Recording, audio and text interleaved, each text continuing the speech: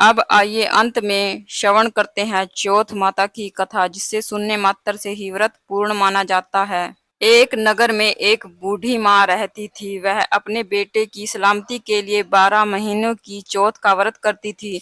हर चौथ को पंसारी से थोड़ा सा गुड़ और घी लाकर 4 लड्डू बनाती थी। एक बेटे को देती, एक से पूजा करती, एक हत्का के लिए निकालती और एक चांद उगने पर खुद खा लेती थी। एक बार उसका बेटा ताई से मिलने गया। ताई ने बैसाखी चौथ का व्रत रखा था। ताई से पूछा, माँ तो 12 चौथ रखती है। ताई बोली, तेरी माँ तेरी कमाई से तरमाल खाने के लिए 12 चौथ रखती है। तू परदेश जाए तो वह एक भी चौथ नहीं करेगी। लड़के को लगा ताई सच कह रही है। घर आकर माँ से कहा, माँ मैं परदेश जा रहा हूँ, यहाँ तू मेरी कमाई खाने पीने में ही उड़ा देती है। माँ ने समझाकर उसे रोकना चाहा, पर बेटा नहीं माना। माँ ने उसे साथ ले जाने के लिए चौथ माता की आंखें दी और कहा, मुसीबत में यह आंखें तेरी मदद करेंगी।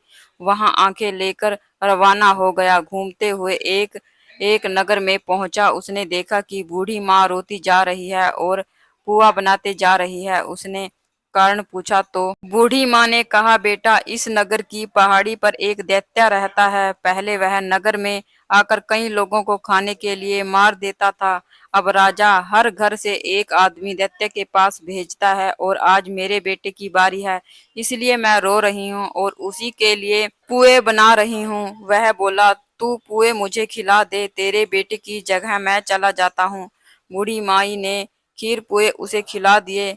खा पीकर वह सो गया। रात को राजा के सैनिक आए तो बूढ़ी माँ ने उसे भेज दिया। दैत्य के सामने पहुंचने पर उसने चौथ माता की आंखें दैत्य की तरफ फेंक कर कहा, हे चौथ माता, यदि मेरी माँ मेरी सलामती के लिए व्रत करती है तो दैत्य का सिर कट कर गिर जाए। फिर तुरंत दैत्य का सिर कट गया। लड़का वापस आ गया।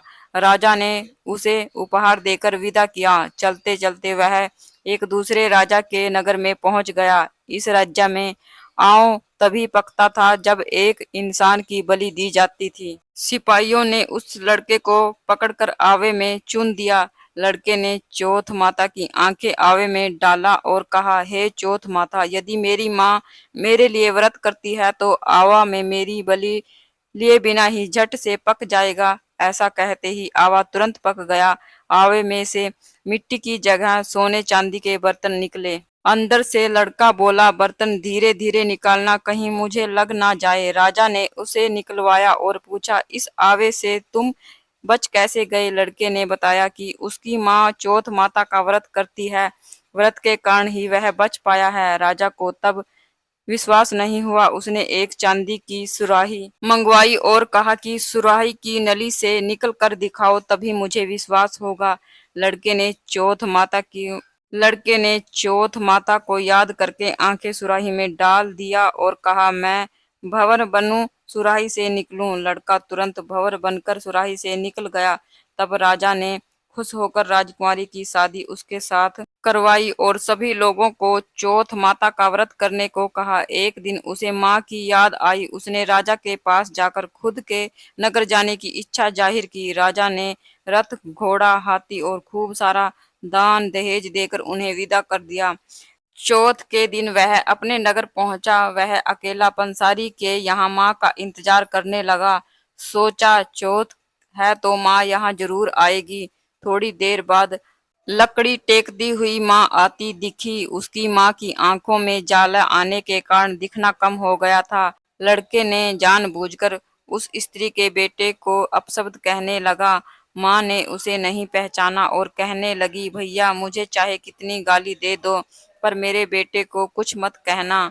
यह सुनते ही बेटा माँ के चरणों में गिर पड़ा और कहा, माँ मैं तेरा ही बेटा हूँ, मुझे माफ कर दो। तब माँ ने उसे गले से लगाया। नगर के लोगों ने विश्वास नहीं किया वह उसी का बेटा है। बूढ़ी माँ ने चौथ माता को याद करके कहा, हे चौथ माता, यदि मैं अपने बेटे के लिए व्रत करती हूँ तो मेरे स्तन में दूध भर जाए और उसकी धार। मेरे बेटे के मुख में गिरे, माँ के स्तनों से दूध की धार निकलकर बेटे के मुंह में गिरने लगी।